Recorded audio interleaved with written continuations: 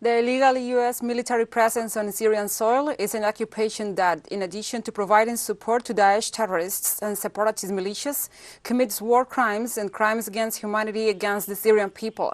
This is denounced by Damascus and its allies Russia, China and Iran, who demand an immediate and unconditional withdrawal of these invading troops from the Syrian territories.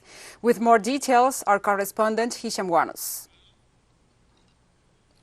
In addition to denouncing on Thursday, January 27th, that there is no legal justification for the U.S. presence on Syrian soil, the Military Prosecutor General's office affirmed that it has convincing evidence of U.S. sponsorship of Daesh terrorists and the separatist militia's divisive plan of the so-called Syrian Democratic Forces, and that such evidence allows to prove accusations against the U.S. administration, a position endorsed by China and Iran, countries that are demanding before the UN and its Security Council an end to the U.S. occupation of some parts of Syria.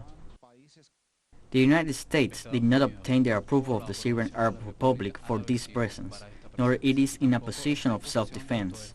Therefore, this presence violates the text of the fourth clause of the second article of the United Nations Charter, and despite the anti-terrorist propaganda, the facts and documents prove the relationship between the U.S. and the Daesh terrorist organization.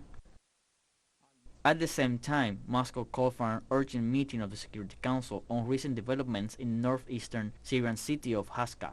Damascus denounced that Washington orchestrated the escape of hundreds of Daesh terrorists from a prison under the control of the separatist militia, bombed the city and caused the displacement of thousands of its inhabitants under the pretext of pursuing the fugitive extremists.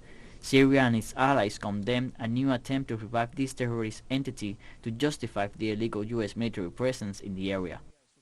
The bombing and the fighting did not stop all night, and immediately at dawn we fled the house with our children, while the shooting continued, and we arrived at this center where we were sheltered and given food and gills to sleep on and everything we needed.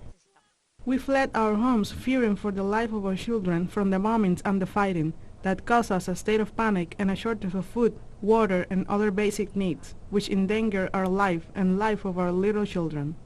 Meanwhile, in spite of the denunciations of Damascus and its allies, the United States and its Kurdish Arab affiliates of the Syrian Democratic Forces, in a blatant violation of international law, the UN Charter of Principles and the sovereignty and independence of Syria, occupy under the argument of fighting Daesh almost 70% of the country's oil wells, remove its crude oil and agricultural crops, make its people suffer, and hinder any possible political solution to the crisis in Syria. Hisham Wannous, Telesur, Damascus, Syria.